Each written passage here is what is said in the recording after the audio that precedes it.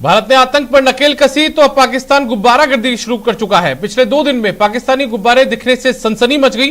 TV screen पर आप 2 तस्वीर देख रहे हैं। पहली तस्वीर बाड़मेर की है, जहां चौटन उपखंड में संदिग्ध गुब्बारा मिलने से हड़कंप मच गया। वहीं दूसरी तस्वीर श्रीगंगानगर की है। यहां सूरतगढ़ उपखंड के रामपुरा न्योला के गांव 11 एनआरडी में खेत में एक पाकिस्तानी गुब्बारा मिला है।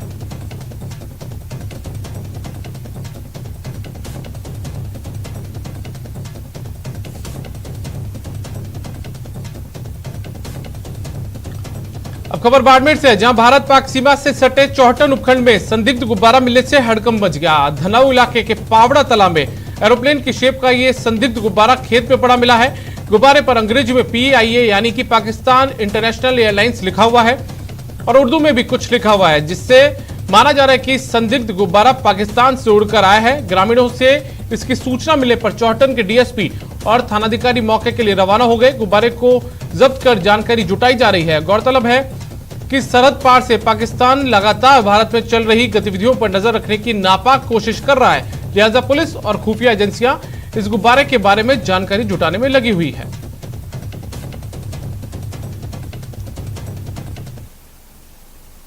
ये पैसे फोटोग्राफ्स गुब्बारे के आए हैं जो पावड़ा का तला तनाव के पास कोई गाँव है, उसमें किसी खेत में है, तो उसमें गुब्बारा नामा कोई मिली है, जो गुब्बारा ही मिला है बेसिकली।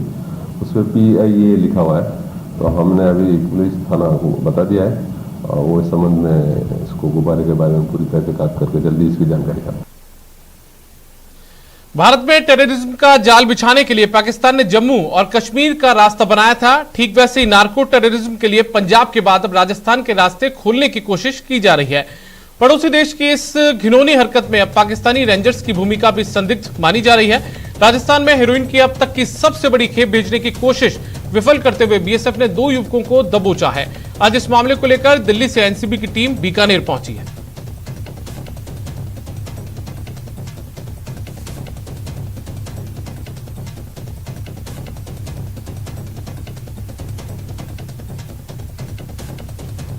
बीकानेर में 300 करोड़ हेरोइन तस्करी मामले में NCB एक्शन में है। दिल्ली से NCB की टीम तस्करी के सबूत जुटाने के लिए बीकानेर के BSF हेडक्वार्टर पहुंची है। अधिकारी ज्ञानेश्वर सिंह बीकानेर पहुंचे हैं। ग्राउंड जीरो पर करेंगे पूरे मामले की पड़ताल। तस्करी के मामले पंजाब से जुड़े हैं। सप्लाई चेन को लेकर काम कर रही है NCB। BSF ने मामला NCB को सौंप दिया है।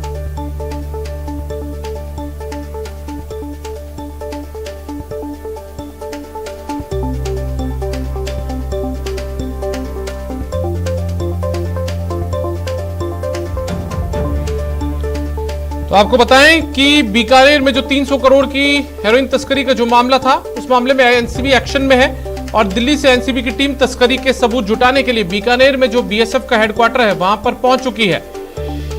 जो अधिकारी हैं ज्ञानेश्वर सिंह वो पहुंचे हैं। चूरू में पुलिस ने NH 52 पर नाकाबंदी कर एक ट्रक से 185 किलोग्राम डोडा पोस्त जब्त किया। पुलिस ने डोडा पोस्त की तस्करी के 2 आरोपियों को भी गिरफ्तार किया। पुलिस को चकमा देने के लिए सीमेंट की चादरों के नीचे छुपाकर डोडा पोस्त छुपाया गया था। इस नशे की खेप की अनुमानित कीमत 10 लाख रुपए बताई जा रही है। दोनों आरोपी हरविंदर सिंह और सदोगर सिंह पंजाब के रहने वाले हैं।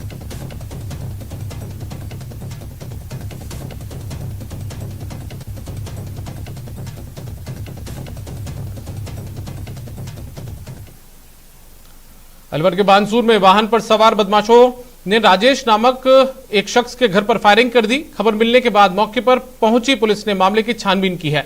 पीड़ित राजेश शर्मा ने बताया कि उसका पैसों को लेकर विवाद चल रहा है। पुलिस ने मौके से कारतूस का एक खोल बरामद किया है। फायरिंग की घटना से घर के लोग सहमे हुए हैं।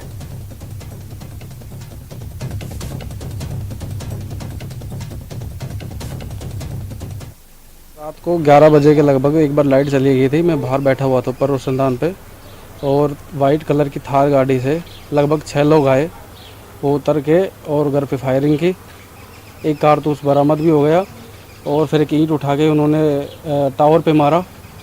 उन्होंने पहले मेरे को धमकी दी थी लगभग 22 तारीख को, मेरे पास उसकी भी रिकॉर्डिंग है। मामला क्या है? मामला सर मैं उनके पैसे मांगता हूँ 4 लाख रुपए। उसके ऊपर लड़ाई हुई है। मैंने पैसे मांगे, उन्होंने मेरे को धमकी दी। अलवर के शामपुर में शराब कंपनी के सैनिटाइजर प्लांट में आग लगने से हड़कंप मच गया। आग लगते ही जो खबर है वो मिली तो बहरोड से फायर ब्रिगेड मौके पर पहुंची और मजदूरों की मदद से आग पर काबू पाया गया। आग लगने के कारणों का फिलहाल पता नहीं चल पाया है।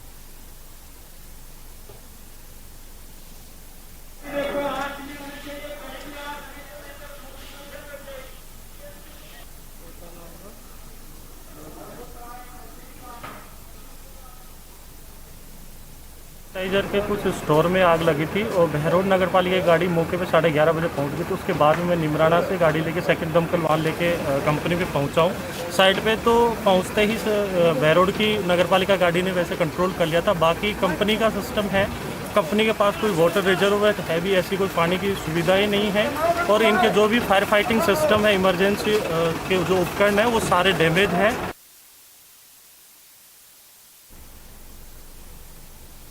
दौसा में एक प्रेमी जोड़े ने पुलिस से सुरक्षा की मांग की है। कोलवा थाना इलाके के प्रीतम बैरवा का अलवर जिले की पिंकी बैरवा से प्रेम प्रसंग चल रहा था, लेकिन परिवार वालों ने शादी की सहमति नहीं दी, जिसके बाद प्रेमी जोड़े ने कोर्ट मैरिज की। आज प्रीतम अपनी प्रेमिका पिंकी को लेकर कोलवा थाने में पहुंचा और एक साथ रहने का शपथ पत्र पेश किया। ऐसे में पुलिस ने प्रेमी जोड़े को थाना इलाके में किसी भी गांव में रहने की छूट दी है और सुरक्षा का भी भरोसा दिया है।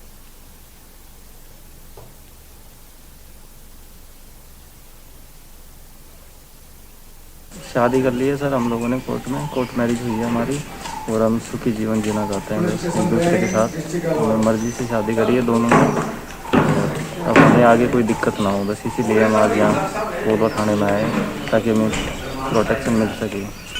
हम वो सुरक्षा के लिए आए हो, फैमिली ऐसी है मेरी, तो इसलिए कोई दिक्कत ना आ जाए, इसलिए उनको दिक्कत आएगी उनके परिवार को, फिर इसलिए आए हम। मतलब हमें हमारे परिवार वाले परेशान ना करें और आराम से खुश रहना चाहते हैं, कोई दिक्कत ना हो। सुरक्षा तो सभी नागरिकों के लिए सदैव उपलब्ध रहती है और अभी इन्होंने कहा है कि हम अपने शादीशुदा जीवन व्यतीत करना चाहते हैं, जो कि अभी शादी इनकी रजिस्टर्ड तो है नहीं। इन्होंने एक एफिडेविट पर आपस में अपना मैरिज डीड लिखवा रखा है, जो अधिकृत शादी तो नहीं है, लेकिन रहने में हमें कोई आपत्ति नहीं है। थाना क्षेत्र में कहीं भी रह सकते हैं।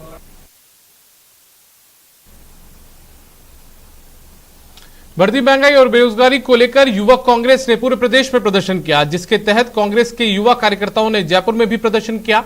बनी पार्क स्थित युवा कांग्रेस कार्यालय पर कार्यकर्ताओं ने पेट्रोल डीजल की कीमतों का विरोध किया और केंद्र सरकार के खिलाफ नारेबाजी की।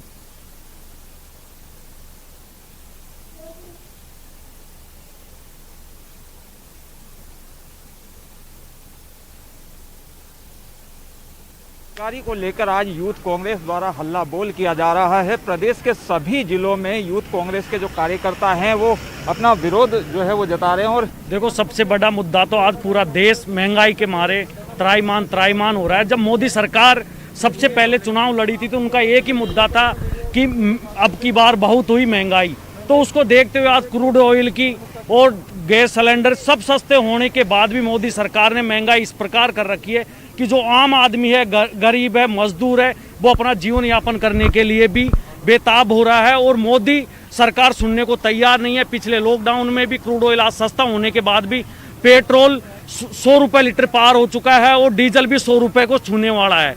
तो जो सरकार कहती थी कि महंगाई हम कम करेंगे, राज में आते ही, उनके सत्ता में आते ही आज महंगाई बहुत आगे तक पहुंच चुकी है। हम तो मोदी सरकार से एक ही मांग करते हैं कि वो महंगाई कम करे और आम आदमी का दुख समझे। बिल्कुल जिस प्रकार से मोदी जी ने छात्रों के साथ में जो वादा किया था कि आते ही 2 करोड़ नौकरियां देने का जो वादा किया था, और एक इनका जो स्लोगन था अब की बार मोदी सरकार, अब की बार महंगाई की सरकार, उसमें जो इनका जो वादे थे उनको भी मोदी सरकार याद करे और उस महंगाई के जो भाषण थे इनके उसको एक बार पुनः देखे ताकि जनता को कुछ फायदा मिल सके। जिस प्रकार नरेंद्र मोदी जी आज से 7 साल पहले सत्ता में आए थे, इन्होंने बहुत बड़े बड़े वादे किए थे, महंगाई कम हो जाएगी, ये हो जाएगा, वो हो जाएगा, इतने बड़ बोले बयान देके जनता को बरगला के वो सत्ता में आ गए। और आज आप हम सभी देख रहे हैं कि रोजाना पेट्रोल और डीजल के दाम बढ़ते जा रहे हैं, रुकने का रोज बढ़ते हैं। तो आम जनता इससे इतना त्रस्त है। हम लोग गांव-गांव जाते हैं, हम देखते हैं कि लोगों का जीवन यापन करना मुश्किल हो रहा है। कैसे पेट्रोल और डीजल का दामों का प्रभाव हर चीज पे पड़ता है। हम और पूरा युवा कांग्रेस पूरे राजस्थान में ऐसे निरंतर आवाज उठाता रहेगा और हम सरकार को, केंद्र सरकार को मजबूर करेंगे कि वो महंगाई, पेट्रोल और डीजल के दाम कम करे।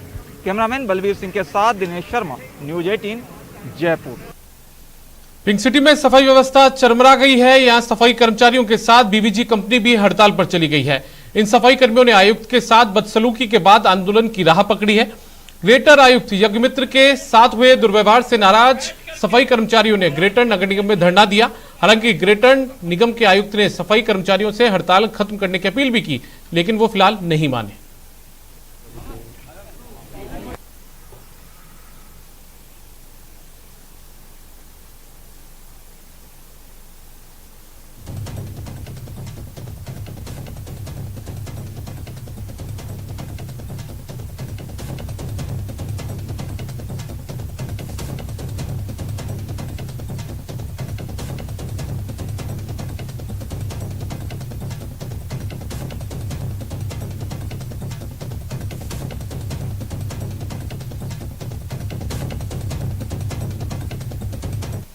कल से हम रेगुलर सफाई व्यवस्था का काम चालू करेंगे। बात सुन लीजिए, क्योंकि हमारी जिम्मेदारी उस गरीब आदमी के प्रति, उस सामान्य नागरिक के प्रति है।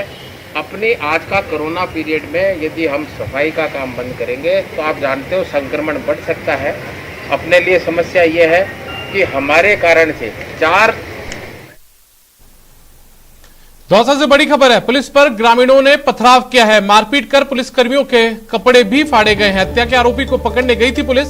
पुलिस को लहरानी पड़ी पिस्टल और बंदूकें। ग्रामीणों के जबरदस्त विरोध के बावजूद भी पुलिस ने जीवाराम हत्याकांड का 13वां आरोपी पकड़ा। तो आपको बताएं कि दौसा से इस वक्त की बड़ी खबर है, जहां पर पुलिस पर ग्रामीणों का पथराव हुआ है। मारपीट कर पुलिस कर्मियों के कपड़े भी फाड़े गए हैं। हत्या के आरोपी को पकड़ने के लिए पुलिस गई थी और इस दौरान पुलिस पर पथराव किया गया है। पुलिस को भी सुरक्षा के लिहाज से जो पिस्टल है वो लहरानी पड़ी है, बंदूक लहरानी पड़ी है।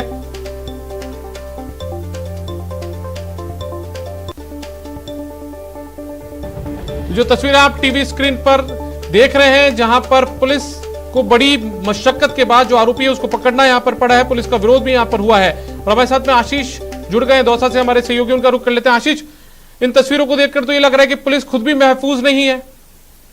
बिल्कुल निश्चित रूप से 1 साल पहले यहाँ पर जीवाराम मीणा हत्याकांड हुआ था, काफी चर्चित हत्याकांड था। उस मामले में अब तक 1 दर्जन आरोपी गिरफ्तार हो चुके थे, लेकिन आज 13वें आरोपी को गिरफ्तार करने के लिए पुलिस, लवान थाना पुलिस गई थी तुंगा थाना क्षेत्र के हिम्मतपुरा गांव में, जहां पर ये जो गंगाधर मीणा नाम का एक बदमाश है जो अपने मामा के घर पे था।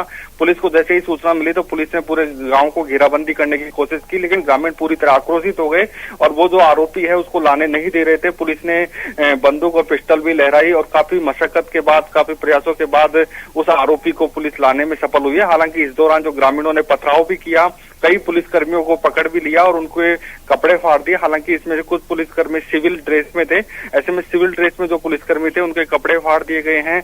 इस पूरे मामले में जो जयपुर के तुंगा थाना है उसमें मुकदमा दर्ज करा दिया गया है। राजकार्य में बाधा और पुलिस के साथ मारपीट का मुकदमा भी दर्ज हो चुका है। फिलहाल तुंगा थाना पुलिस अब जो पुलिस पर हमला किया है उनके आरोपियों को गिरफ्तार करने की कोशिश कर रही है। पूरे मामले की जांच में तुंगा थाना पुलिस जुटी हुई है। वहीं जो जीवाराम हत्याकांड की बात करें तो अब तक 13 आरोपी गिरफ्तार हो चुके हैं। अभी भी 3 से 4 आरोपी फरार चल रहे हैं, उनकी गिरफ्तारी के भी पुलिस प्रयास कर रही है। इस पूरे मामले में कई हिस्ट्री सीटर भी शामिल थे, क्योंकि ये एक हाई प्रोफाइल मर्डर केस था। जी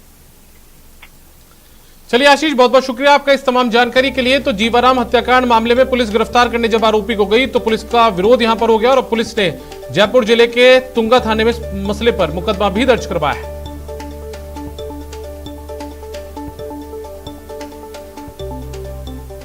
नेटवर्क 18 ये सुनिश्चित करना चाहता है कि हर भारतीय को कोविड-19 टीकाकरण मिले। टीकाकरण जागरूकता बढ़ाने के लिए नेटवर्क 18 और फेडरल बैंक की पहल संजीवनी शॉर्ट ऑफ लाइफ को सपोर्ट करें।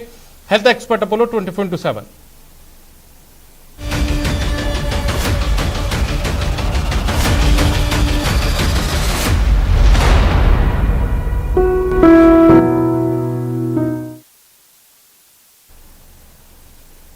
और ब्रेक के बाद आपको मिल पाएंगे कोरोना काल के योद्धाओं से।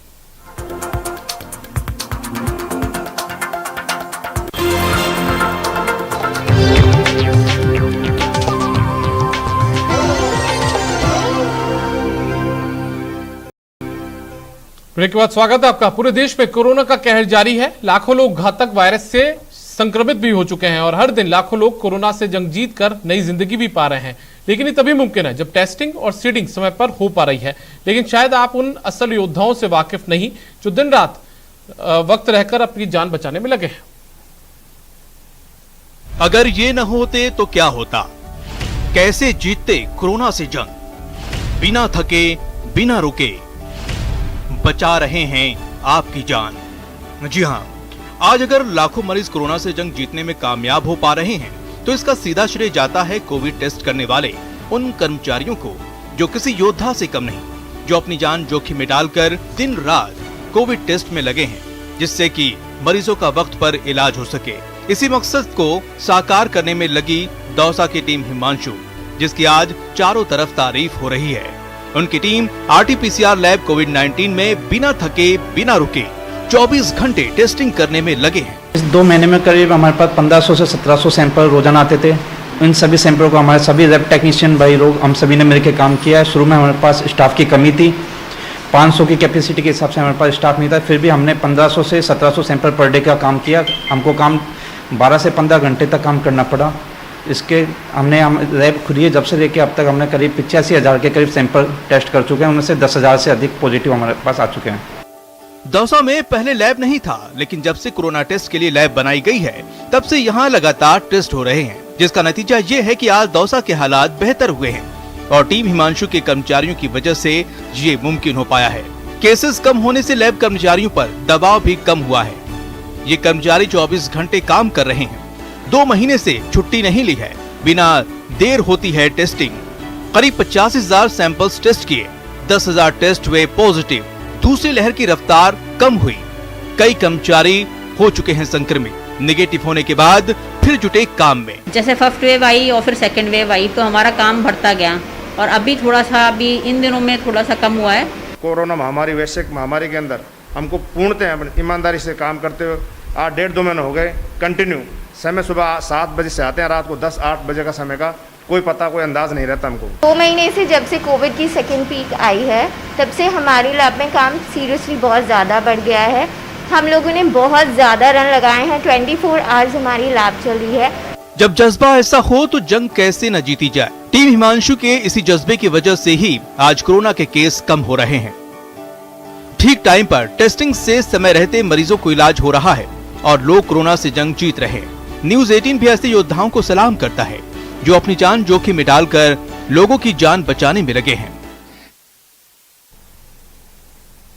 आज विश्व पर्यावरण दिवस है। इस मौके पर देश प्रदेश में कई कार्यक्रमों का आयोजन किया गया है, लेकिन हम आपको लिए चलते हैं टोंक के बनेठा में बने राजीव गांधी सेवा केंद्र में, जहां गार्ड मोहनलाल ने 5 सालों की कड़ी मेहनत से परिसर को हरा भरा कर मनोहर बना दिया है।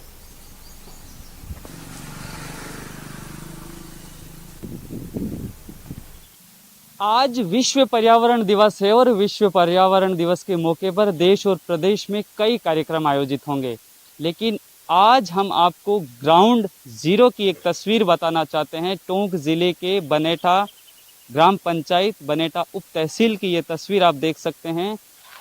भारत निर्माण राजीव गांधी सेवा केंद्र, जो आप ये हरी भरी तस्वीर आज देख रहे हैं, ये आज से करीब 5 साल और उससे पहले यहाँ उजाड़ हुआ करता था, यहाँ समाज कंटकों की भीड़ हुआ करती थी, लेकिन आज ये हरा भरा है।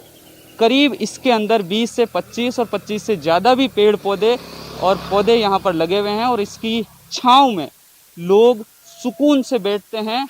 और बात जयपुर की, जहां विश्व पर्यावरण दिवस के अवसर पर बालाजी वेलफेयर सोसाइटी की ओर से खंडेलवाल कॉलोनी और लुनियावास में हर वर्ष की भांति वृक्षारोपण किया गया। इस दौरान संस्था के अध्यक्ष, पूर्व चेयरमैन और पार्षद बाबूलाल दातोनिया ने कहा कि सभी से आग्रह कि आज के दिन अपने आसपास एक वृक्ष अवश्य लगाएं और प्रकृति को सुंदर और स्वस्थ बनाएं।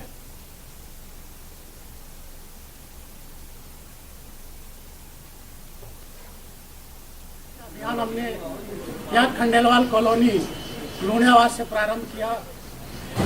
आज के दिन ये निर्धारित किया गया कि वर्षाकालीन समय में हम लगभग पूरे जयपुर शहर के अंदर 1100 वृक्ष लगाएंगे।